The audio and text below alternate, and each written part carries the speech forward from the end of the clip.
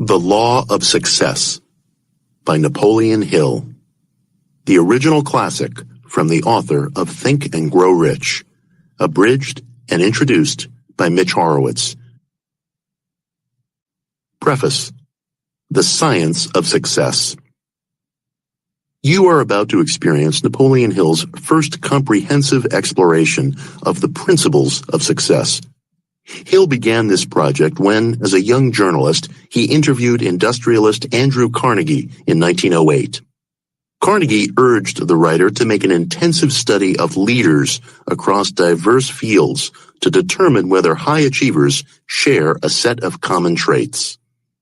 Hill dedicated himself to this exploration for the next 20 years, and in 1928, he published his findings in a series of 16 pamphlets called The Law of Success. This work became the basis for everything that followed in Hill's career, including his landmark Think and Grow Rich in 1937. That later volume is primarily a digest and refinement of insights Hill first set down in The Law of Success. But some of Hill's most valuable ideas didn't make it into Think and Grow Rich.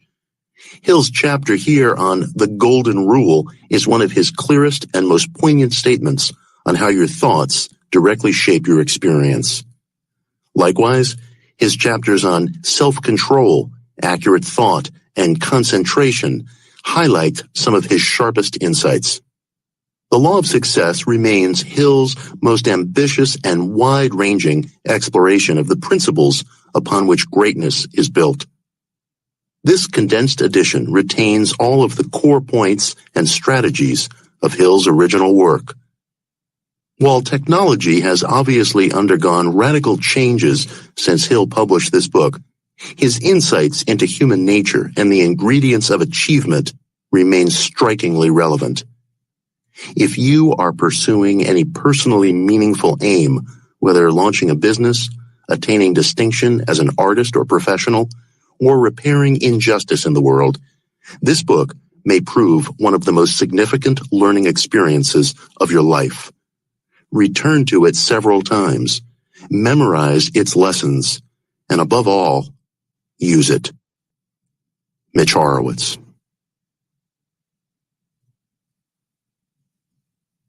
Introduction. The Mastermind. This is a course in the fundamentals of success. Success is largely a matter of adapting to the changing circumstances of life in a spirit of harmony and poise. Harmony is based on understanding the forces around you. This course analyzes those forces and provides a blueprint to success. To begin with, you can never exercise power and attain success without the type of personality that influences others to willingly cooperate with you. Each lesson teaches you how to build a winning personality through the 15 laws of success. They are: 1. A definite chief aim. 2. Self-confidence. 3. The habit of saving. 4. Initiative and leadership. 5. Imagination. 6. Enthusiasm. 7. Self-control. 8. The habit of doing more than paid for. 9. Pleasing personality. 10. Accurate thought. 11. Concentration. 12. Cooperation. 13. Profiting by failure. 14. Tolerance. 15. The Golden Rule. The surest way to advance quickly through these principles and into the fullness of your success is with the aid of a mastermind group. A mastermind group consists of several people who coordinate their minds in pursuit of a goal. The group may consist of any number from 2 or higher. Select the members of your mastermind group carefully. The key ingredient is harmony and cooperation. You may focus on one group goal, or each member may have his own personal aims. Arrange a time to meet regularly to discuss your plans and ideas and to exchange advice and guidance. When you're not together, hold each member's wishes and needs in your mind. This friendly alliance, if carried out with purpose and harmony, will, in time, yield extraordinary results. For example, everyone in the group gains the ability to gather insight through the subconscious minds of all the other members. This produces a more vivid, imaginative, and mental state in which new ideas flash into your awareness. Every high achiever I know has employed the power of the mastermind. Do not neglect it.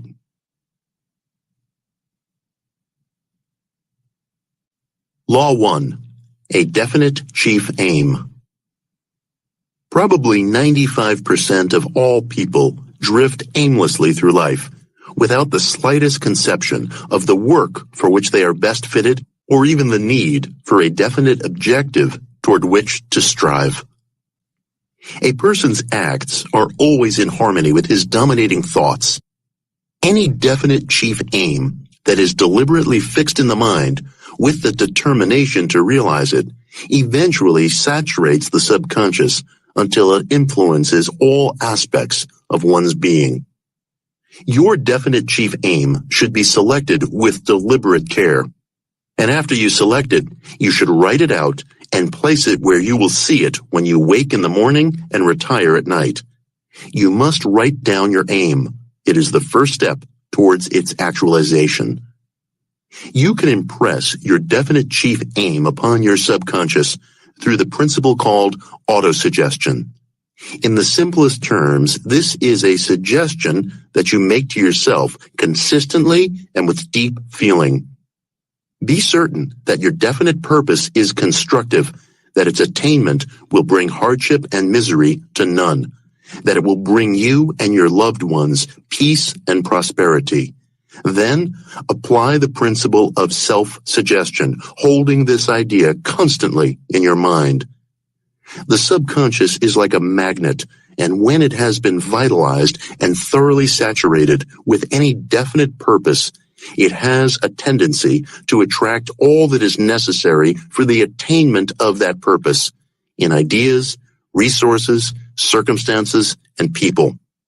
There is some one thing that you can do better than anyone else. Search until you find that particular line of endeavor and make it your definite chief aim. Then direct all of your forces toward it with the belief that you are going to win. You will most likely attain the greatest success by finding what work you like best, for you generally succeed when you can throw your whole heart and soul into something.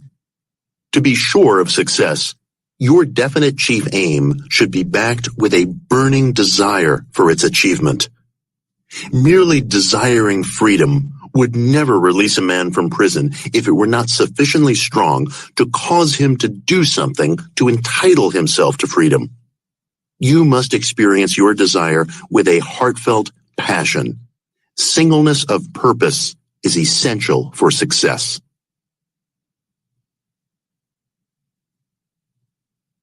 Law 2. Self-confidence. You are now at one of the most unusual chapters in this book, because it consists largely of a personal pledge. I want you to consider this pledge very carefully, and then write it down and sign your name to it. Repeat this pledge at least once a day until it has become a part of your mental makeup. Keep a copy of it before you as a daily reminder. By doing so, you will again be making use of autosuggestion or self-suggestion to develop the crucial trait of self-confidence. Never mind what anyone may say about your method. Outside your mastermind group, you don't have to talk to anyone about it. In fact, it's probably best not to. Just remember that it is your business to succeed, and this creed, if mastered and applied, will take you a long way. I believe in myself. I believe in my coworkers. I believe in my employer. I believe in my friends. I believe in my family. I believe that God will lend me everything I need to succeed if I do my best to earn it through faithful and honest service. I believe in prayer and will never close my eyes in sleep without praying for divine guidance to be patient with others and tolerant of those who do not believe as I do. I believe that success is the result of intellectual effort and does not depend upon blind luck or sharp practices or double-crossing. I believe that I will get from life what I put into it. Therefore, I will conduct myself toward others as I would want them to act toward me. I will not spread or listen to slander and gossip. I will not slight my work, no matter what I may see others doing. I will render the best service possible because I have pledged myself to succeed in life, and I know that true success is the result of conscientious and efficient effort. Finally, I will forgive those who offend me because I realize that I shall sometimes offend others, and I will need their forgiveness. Remember, write this statement out, sign it, recite it daily, and keep it where you can see it.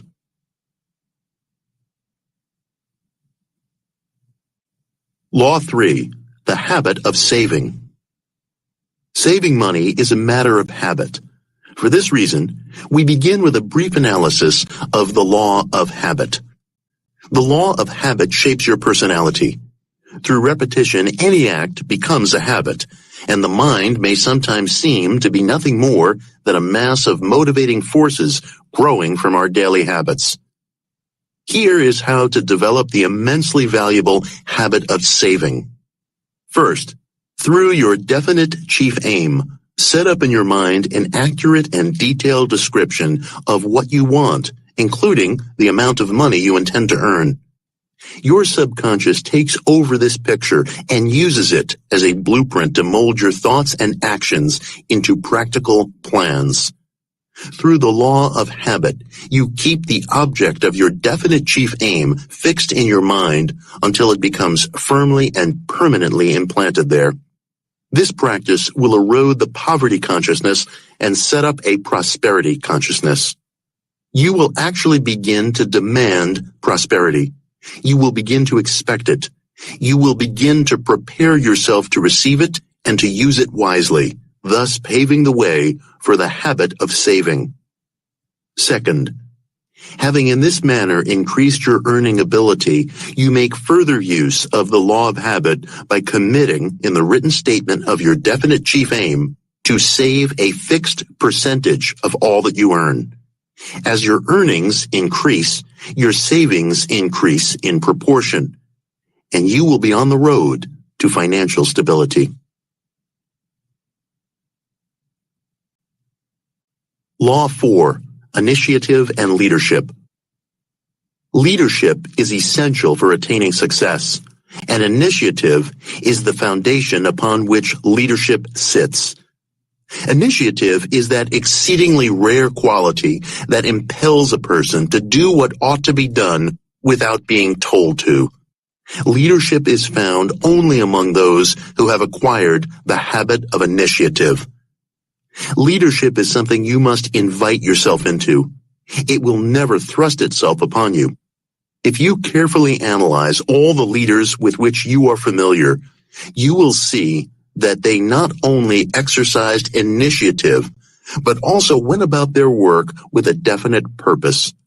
You will further see that they possessed self-confidence.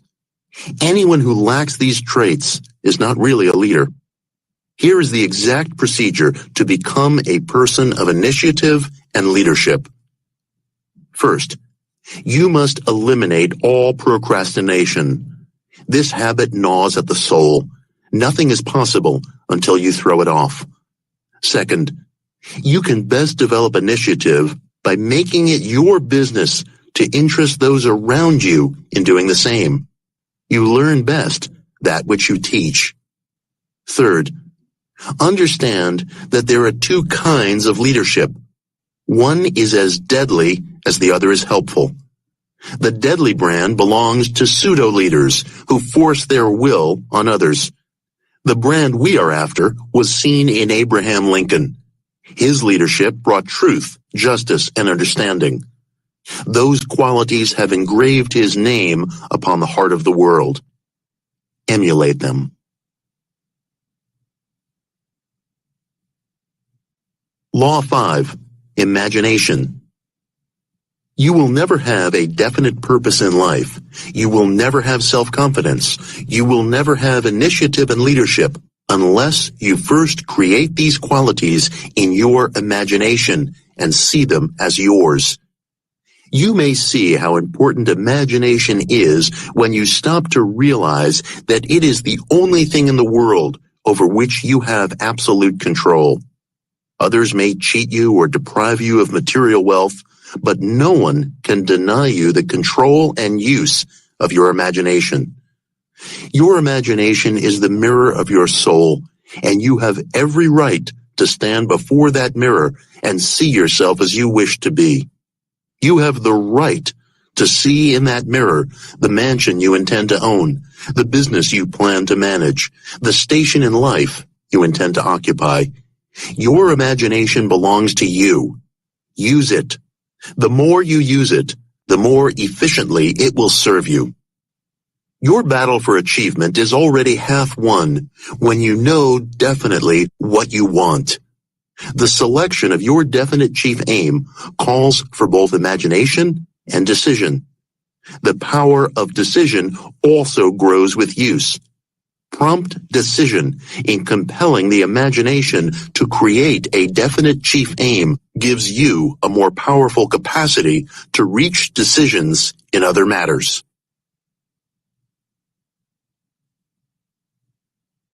Law 6. Enthusiasm. Enthusiasm is a state of mind that inspires you to action, but it does more. It is contagious, and it arouses everyone around you. Enthusiasm is the vital force of life. The greatest leaders know how to instill enthusiasm in their followers. Enthusiasm is the most important factor in salesmanship. It is by far the most crucial factor in public speaking. Mix enthusiasm with your work, and it will seem neither hard nor monotonous. Enthusiasm will so energize your body that you can get along with less than half the usual amount of sleep and perform 2 to 3 times as much work as usual without fatigue. Enthusiasm is no mere figure of speech. It is a vital force through which you can recharge your body and develop a dynamic personality. Some are blessed with natural enthusiasm. Others must acquire it. The procedure through which it may be developed is simple. It begins by doing the work that you like best. If you cannot, for the time being, engage in such work, that is all the more reason to adopt a definite chief aim, and you will begin to move toward it. Lack of money and many other circumstances may force you to engage in work that you do not like, but no one can stop you from determining your definite chief aim, nor can anyone stop you from planning ways and means for translating that aim into reality. Nor can anyone stop you from mixing enthusiasm with your plans. When you are enthusiastic over your goods or services or the speech you are delivering, your mental state becomes obvious to all who hear you. The tone with which you make a statement, more than the statement itself, carries conviction or fails to convince. Words are devitalized sounds unless colored with enthusiasm. But take note, never express through words or acts something that does not harmonize with your beliefs, or you will lose the ability to influence others. I do not believe that I can afford to deceive anyone about anything, but I know that I cannot afford to deceive myself. To do so would destroy the power of my pen. It is only when I write with the fire of enthusiasm that my writing impresses others. It is only when I speak from a heart that is bursting with belief in my message that I can move my audience to accept it.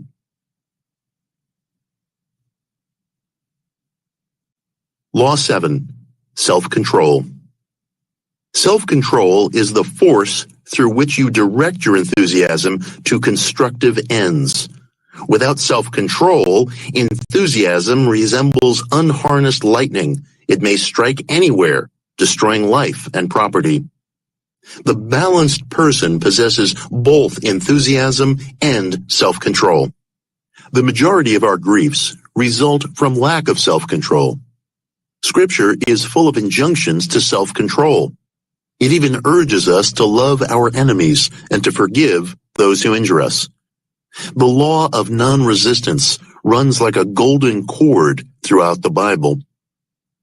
Where does self-control come from? Consider this very carefully. Thought is the only thing over which you have total dominion. This is of profound significance. It suggests that thought is your nearest approach to divinity on this earthly plane. This fact carries another vital idea, namely that thought is your most important tool, the one with which you may shape your destiny. Divine providence did not make thought the sole power over which you have absolute control without associating that power with potentialities which, if understood and developed, would strain belief.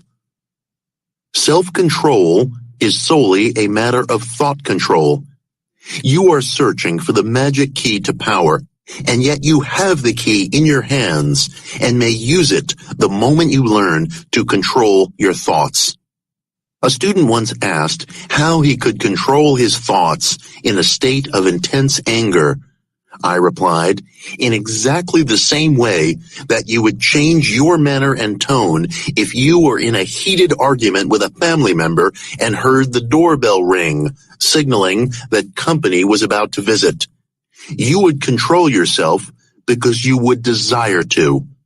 If you have ever faced a similar predicament where you found it necessary to quickly conceal your feelings and change your facial expression, you know that it can be done because you want to.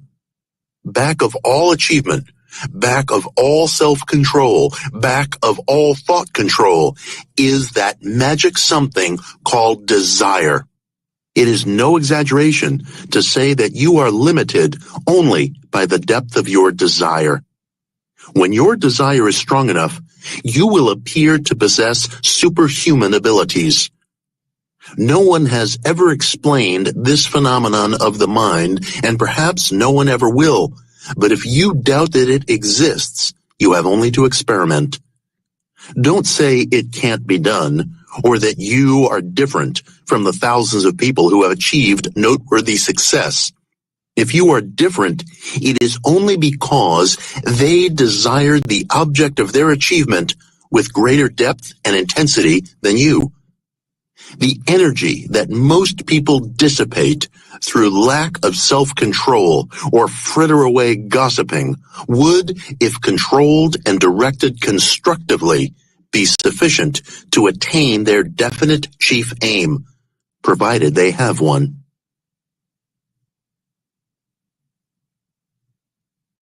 Law 8. The habit of doing more than paid for. Here is one of the most important laws of this philosophy. A person is most efficient and will more quickly and easily succeed when engaged in work that he loves or work that he performs for someone he loves. When the element of love enters any task, the quality of the work improves and the quantity increases. When engaged in work that you love, it is no hardship to do more and better work than you are paid for. For this very reason, you owe it to yourself to find the work you like best. There are many reasons to do more than you are paid for, but two stand out. First, by establishing a reputation as someone who performs more and better work than paid for, you benefit by comparison with competitors who rarely show such commitment. Second, suppose you want to develop a strong right arm. You could develop such an arm only by giving it the hardest use. Out of resistance comes strength. By performing more and better service than paid for, you not only develop your skill and ability, but also can command greater remuneration than the majority who do not perform such service. Try this experiment. For the next 6 months, commit to rendering useful service to at least one person every day for which you neither expect nor accept monetary pay. Go at this experiment with faith that it will prove to you one of the most powerful laws of success, that you succeed best and quickest by helping others to succeed.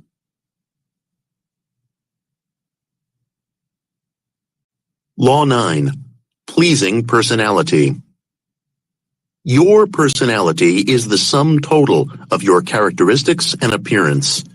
The clothes you wear, the lines in your face, the vitality of your body, your handshake, your tone of voice, the thoughts you think, the character you have developed by those thoughts, all are parts of your personality. Whether your personality is attractive is another matter. By far, the most important part of your personality is your character, and is therefore the part that is not visible. The style of your clothes and their appropriateness also constitute an important part of your personality, for it is true that people derive first impressions from your outward appearance. There is one way to express your personality that will always attract: taking a heartfelt interest in others. Study people closely enough to find something about them or their work that you truly admire. Talk to them about it. Show genuine interest in it. Only in this way can you develop a personality that will be irresistibly attractive. Cheap flattery has the opposite effect. It repels instead of attracting. It is so shallow that even the ignorant easily detect it. As noted, character is the most important factor in personality. How can you build character? Follow these steps. First, identify people whose characters have the qualities you wish to emulate, and develop these qualities through autosuggestion. Second, let the dominating thought of your mind be a picture of the person that you are deliberately building. Third, find at least one person each day, and more if possible, in whom you see some good quality, and praise it. But remember, this praise must be genuine and not insincere flattery. I cannot overemphasize the benefits of praising openly and enthusiastically the good qualities in others. For this habit will soon reward you with a feeling of self-respect and manifestation of gratitude from others, which will modify your entire personality.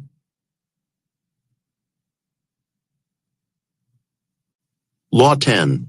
Accurate thought. You cannot succeed without accurate thought. Accurate thought involves two fundamentals. First, you must separate facts from mere information. Much information is not based upon facts. Second, you must divide facts into two classes, important and unimportant. All facts that aid your pursuit of your definite chief aim without violating the rights of others are important and relevant. All that you cannot use are the opposite. If you direct your attention exclusively to the important facts, those that contribute to the realization of your aim, you will attain a special clarity. You must also avoid the vulgar and self-destructive habit of spreading and listening to gossip. If you permit yourself to be swayed by all manner of information, especially rumors and gossip, you will never become an accurate thinker, and you will not attain your definite chief aim. We will now explore a special form of thought that does much more than gather and organize facts. In many ways, this form of thought is the keynote of this course. We will call it creative thought. With a few exceptions, man has not yet recognized creative thought as the connecting link to the power of infinite intelligence. To understand how this occurs, we return to the topic of autosuggestion. The sense impressions arising from your environment or from the statements and actions of others are mere ordinary suggestions. But the sense impressions that you place in your own mind, that you deliberately and confidently dwell upon, think of at every opportunity, and mentally picture and feel, are the product of self-suggestion or autosuggestion. Autosuggestion is the telegraph line over which you register in your subconscious the aim you wish to create in physical form. The subconscious is the intermediary between the conscious thinking mind and infinite intelligence. You can invoke the aid of infinite intelligence through the subconscious only by giving it clear instructions as to what you want. Hence, the critical need for a definite chief aim. The subconscious records the suggestions that you send it through autosuggestion and invokes the aid of infinite intelligence in translating these suggestions into their natural physical form through natural means which are in no way out of the ordinary. First, you must select the picture to be recorded, your definite chief aim. Then, you fix your conscious mind upon this purpose with such intensity that it communicates with the subconscious through autosuggestion and registers that picture.